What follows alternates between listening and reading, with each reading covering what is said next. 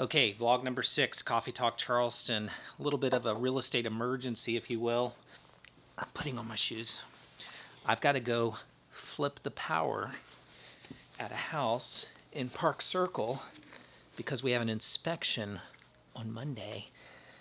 Not really an emergency, and we don't have power on. No power, no inspection. So in this video, I'm going to go flip that breaker, and we're going to talk about due diligence. Let's do it.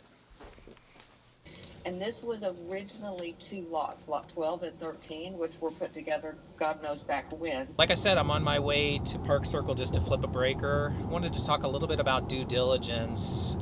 Due diligence has been a moving target for real estate agents and buyers and sellers for several years. In fact, during COVID, I would have to explain it as a 3-way fork in the road, and there were 3 choices.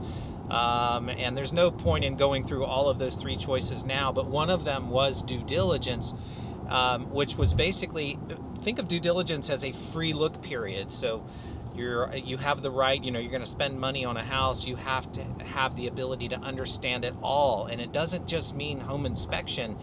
It means, what are the schools like? Flood insurance. Is there an odor in the air when the wind blows in a certain direction? We've got a paper mill here. There are all types of things that play into due diligence. So think of due diligence as almost like an intellectual inspection. Hello, come on in. And what we're doing, if we're representing the buyer, is, and we want you to, of course, have a home inspection and understand the schools and understand flood insurance and anything and everything that's important. So what we're doing is we're asking for a free look. And free look is not the right terminology because it's not a free look anymore. And really what happened with COVID is we had this 3-way fork in the road. And because the housing market was so hot, people were buying properties. One of those was due diligence. The other was called seller repair process. And the third was as is. And what as is did is it said, it doesn't matter if the place is caving into the center of the earth. I am going to buy this house, and I don't even have to get it inspected. And even if I did, it doesn't matter.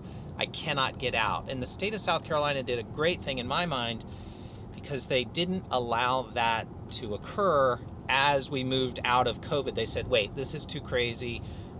Consumers are at risk. We can't just position people to buy as is. That won't work. So they went very simple, and we have a due diligence process. And the reason I cannot call it a free look is because it's not free. In fact, there's something called a due diligence cancellation fee. And the due diligence cancellation fee is a fee in exchange for the seller saying, okay, I'm going to take my home off of the market for 14 days. In exchange for that, if you cancel the contract for any reason, like you don't like the paper mill, you don't like, and the paper mill is not a big deal in Charleston. That's what's come into my mind.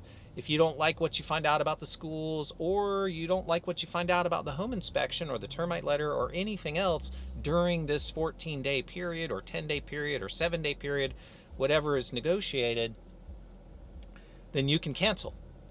And what does the seller get out of that other than pausing their life, putting their life on hold, and waiting for you to hopefully, buy the house? So what the seller gets is a fee if you cancel. And that's called the due diligence cancellation fee. In fact, you don't have to pay that up front or anything like that. It's not associated with earnest money.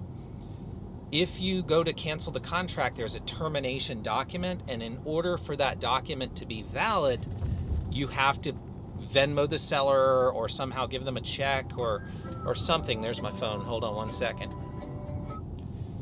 Hey, Trey.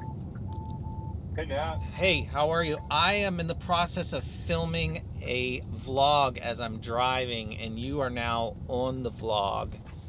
So Okay. say something. Great. Say something wise. Everybody, this is Trey. Trey and I are working together. Trey is an amazing guy to know, and you will meet him hopefully soon, maybe even on camera one day. What do you think, Trey? I think that sounds great. Well, I am driving too, so I don't have anything super wise to say, except I love your vlogs, and I'm really excited about everything you're doing, Nat. It's amazing. Awesome. Okay, look, I'll call you back. Thanks, man. Okay, thanks. All right, bye. That's Trey. He is a super guy. You'll meet him. He's the one that kind of makes all the machines work in the background, and we will get him on camera. Due diligence, though. So basically, if you are a home seller, and we'll talk about this again, and if you are a home seller, reach out to me about our quiet list. I can explain that another time. But due diligence. If the buyer cancels, they have to pay the seller to get out of it. So if you're going to buy a home, be prepared. Now, in representing the buyer, the goal is to, of course, make that due diligence fee as minimal as possible. But we've had offers come in where it's $1, and you know that's just forget about it. I mean, it's a fair trade. So what we normally see on a house that's $500,000 or a due diligence period that's, you know, 7 to 10 to 12 to 14 days, $1,000. So think about it like you're renting the house for a little while. And yeah, that's it for now. I'm gonna go ahead and just we're getting ready to actually pull up on the house, so I'll just go flip this breaker, and then this will be the end of vlog number 6. Go ahead and like and describe. That's something new. Let's like and describe. Go ahead and like and subscribe if you haven't already done so. This is vlog number 6, Coffee Talk Charleston, and a day in the life of a real estate agent. Never a dull moment. Got to go flip a breaker.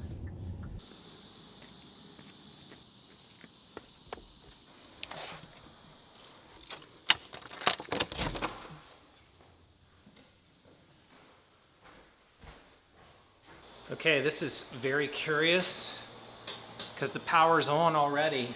I'm gonna flip the switch anyway, just to make sure. And 3, 2, there we go. Just took a little elbow grease. A lot of people ask, what are you gonna do to sell my home? Well, this is one of the things that we do. It's just everyday life, all the things that have to be orchestrated and fall into place in order for all of the schedules and deadlines and people's lives to stay on track. So it's not necessarily about making a brochure, it's about project management.